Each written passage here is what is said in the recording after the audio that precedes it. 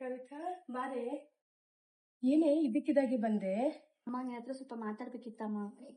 ಏನೇ?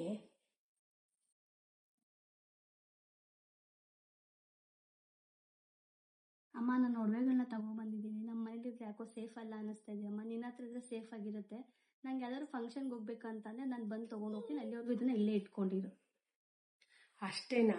ಸರಿ ಕೊಡು, ತೆಗ್ದಿಟ್ಟಿರ್ತೀನಿ, ನಿನಗೆ ಬೇಕಾದಾಗ ಬಂದು ತಗೊಂಡು.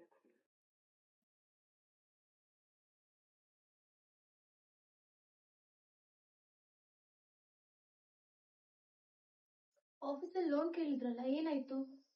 ಈಗ ಸದ್ಯಕ್ಕೆ ಆಗಲ್ಲ ಅಂತ ಹೇಳ್ಬಿಟ್ರು. ಹೌದಾ? ನಂತರ ಒಂದು ಪ್ಲಾನ್ ಇದೆ. ಏನದು ಪ್ಲಾನು? ನಿನ್ನ ತಂಗಿ ಬಂದಿದ್ಲು ಮನೆಗೆ. ಅವಳು ಒಡವೆನೆಲ್ಲ ನಿಮ್ಮ ಅಮ್ಮನ ಕೈಲಿ ಕೊಟ್ಟಿದ್ದಾಳೆ. ನಾವು ನಾಳೆ ಫ್ಲ್ಯಾಟಿಗೆ ಅಡ್ವಾನ್ಸ್ ಪೇ ಮಾಡಲೇಬೇಕು. ಈಗ ಸದ್ಯಕ್ಕೆ ನಿಮ್ಮ ಅಮ್ಮಂಗೆ ಗೊತ್ತಿಲ್ಲದಿರ ಒಡವೆನ ತೊಗೊಂಡು ಪ್ಲೆಡ್ಜ್ ಮಾಡಿ ಫ್ಲ್ಯಾಟಿಗೆ ಅಡ್ವಾನ್ಸ್ ಪೇ ಮಾಡಿಬಿಡೋಣ. ಬೇಡ ಬೇಡ, ಅಮ್ಮಂಗೆ ಗೊತ್ತಾದ್ರೆ ಏನು ಮಾಡೋದು? ಏನೂ ಗೊತ್ತಾಗಲ್ಲ. ನಿಮ್ಗೆ ಲೋನ್ ಆಗಿದ ತಕ್ಷಣ ಒಡವೆನ ಬಿಡಿಸಿಟ್ಬಿಡೋಣ. ಬೇಡ ಬೇಡ, ಅಮ್ಮನ ಕೇಳ್ಬಿಟ್ಟು ಇಸ್ಕೊಳ್ಳೋಣ. ನಿಮ್ಮ ಅಮ್ಮನ ಕೇಳಿದ್ರೆ ಅಯ್ಯೋ ಮಗಳು ಒಡವೆನಾ ಆಗೋದಿಲ್ಲ ಅಂತಾರೆ. ಅವಾಗ ಫ್ಲ್ಯಾಟ್ ಕೈ ತಪ್ಪೋಗುತ್ತೆ. ನಿಮ್ಮ ಇಷ್ಟ, ಏನಾದ್ರು ಮಾಡ್ಕೊಳ್ಳಿ. ಸರಿ ಆಯಿತು, ಯೋಚನೆ ಮಾಡ್ತೀನಿ.